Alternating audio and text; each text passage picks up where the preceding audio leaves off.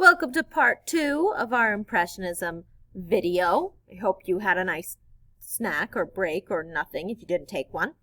This painting in front of us, we left off when we were talking about the worth of Starry Night. This painting by Paul Gauguin, who is Vincent Van Gogh's friend, remember, was found by some art collectors in Paul Gauguin's home while he was still alive, but he wasn't around at the moment.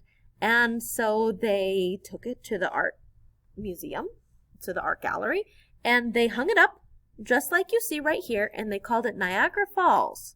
And it wasn't very popular, and I don't blame them because it looks really weird, and it's hard to see Niagara Falls in this image.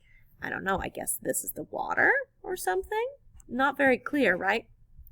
It was sold for 7 francs, which back then was about $13. Now, unfortunately, the reason it sold for so little is because whoever hung it up upside down. It's actually called Breton Village in the Snow. And we have here the village buildings, the church steeple, the snow, the trees, and it looks a lot better, doesn't it? So, the display, we see here an example of how display of art affects its value.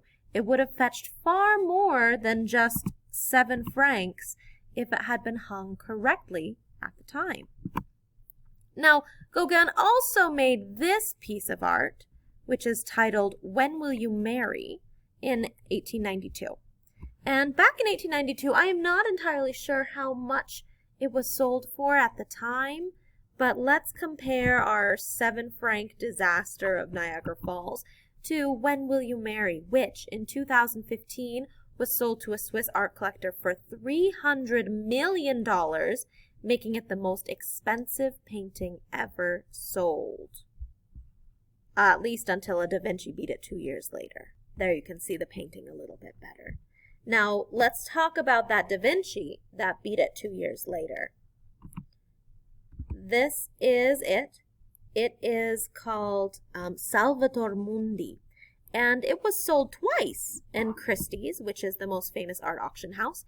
And in 1958, when it was originally sold, it was sold for $60. 60. That's less than a pair of shoes. Well, for me, it's like 2 pairs of shoes, but for you guys, it's probably less than a pair of shoes. And in 2015, it was sold for $450 million. Now, why the jump in only 60 years? Because back in 1958, people didn't believe that it was actually a painting by Da Vinci. They thought that it was a copy, that someone had just made it up, and that this couldn't possibly be a real Da Vinci. And so in between 1958 and 2015, that owner who bought it for $60 was able to prove that it is actually a Da Vinci. Now, did anything about the painting itself change in 60 years? It got a little bit older, but besides that, it's the same paint. Nothing was changed, nothing was touched up in 60 years. All that changed was we figured out who made it. And that made all the difference, because remember, the perceived value of art is affected by the fame of the artist. Da Vinci is the most famous artist. How old the art is. Da Vinci's art is all the way from the Renaissance. The owner or the museum it is in. And the story behind the art. And now this art has a story, doesn't it? So, going back to the Post-Impressionists, this painting, you've probably seen it before, right? It is called A Sunday on Lagrange. It's quite large. And it's in the Art Institute of Chicago. That's my home museum. That's where I used to go on my field trips when I was growing up, just in the suburbs.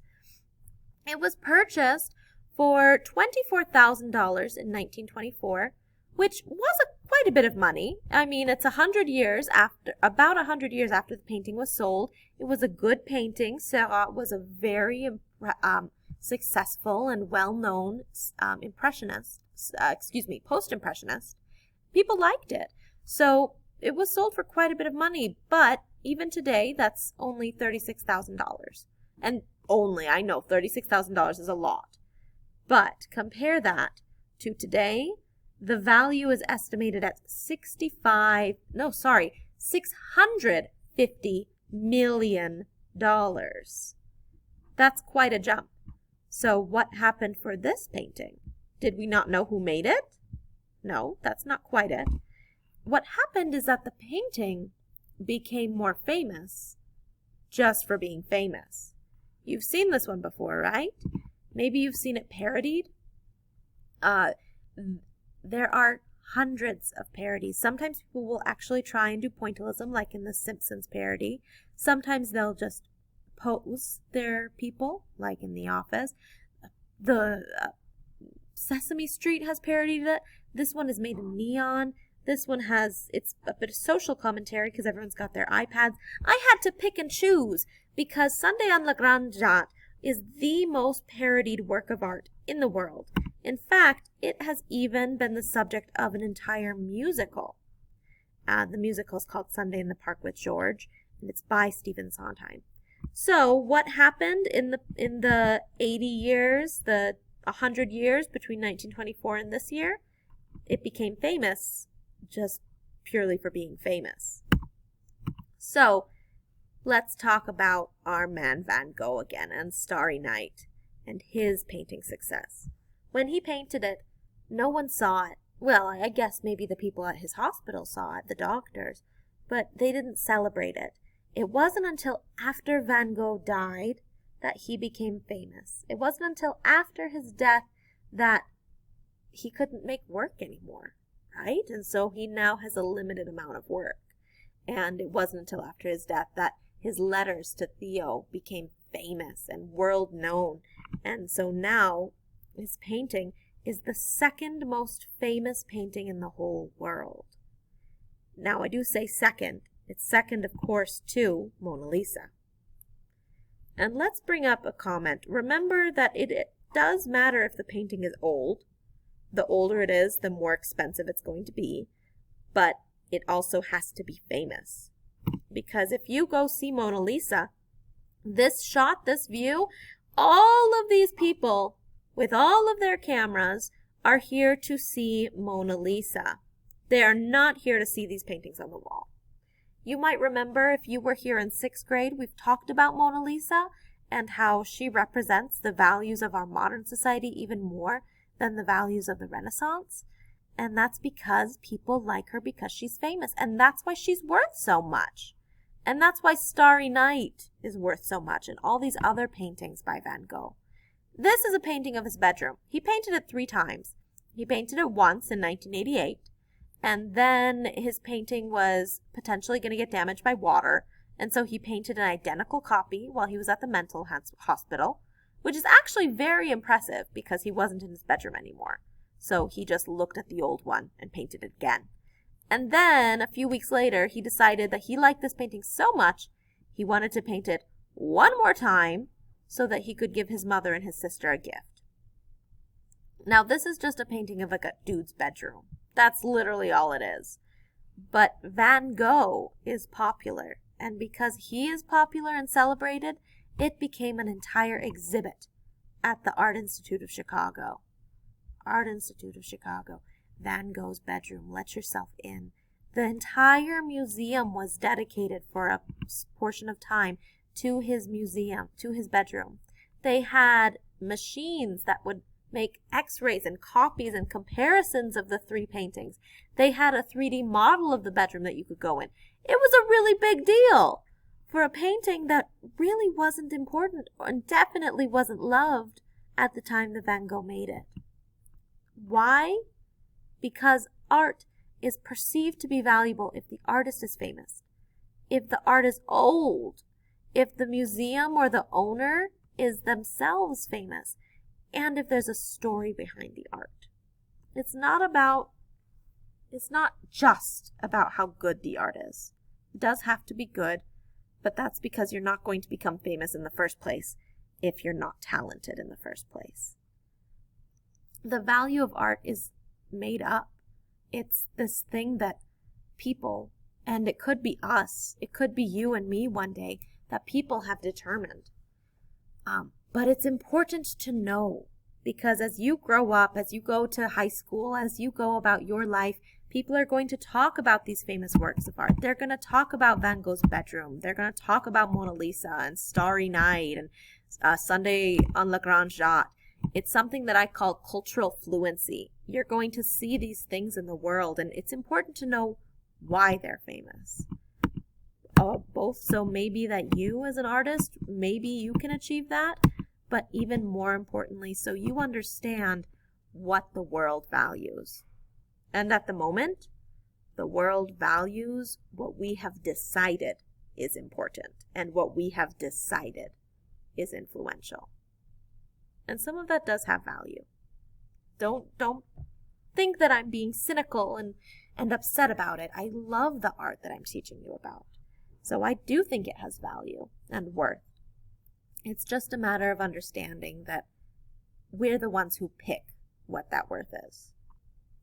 Now I have one more video. I am going to put the link in the description. I cannot attach it here for you to click because it's not mine. But there's an episode of Doctor Who, which is a TV show that did a very impressive, they have an entire episode about Vincent Van Gogh. The doctor's a time traveler. He goes back in time and meets Vincent Van Gogh and is able to give him one gift after they finish helping him. And as someone who loves this man who was so misunderstood and mistreated by his world, I think it's a very powerful thing. So I would recommend that you watch it. You're also going to get a homework assignment. Let me pull that up for you. Oh! Trying to pause. It's on blooms. I'm going to post this article or this worksheet, or you hopefully got it in your distance learning bag, and you're going to find a bunch of works of art. They're right here. They're in black and white because it's printed, right? And each has a description with what the art is called, when it was made. Here, we'll use Starry Night as an example. What the art was called, when it was made, the name of the artist, a description of how people felt about it at the time, a description of where you can find it today, and if applicable, a mention about how people feel about it now. After you read each work of art, you are going to cut them out with scissors. And then down here, you are going to glue it in place of where it belongs.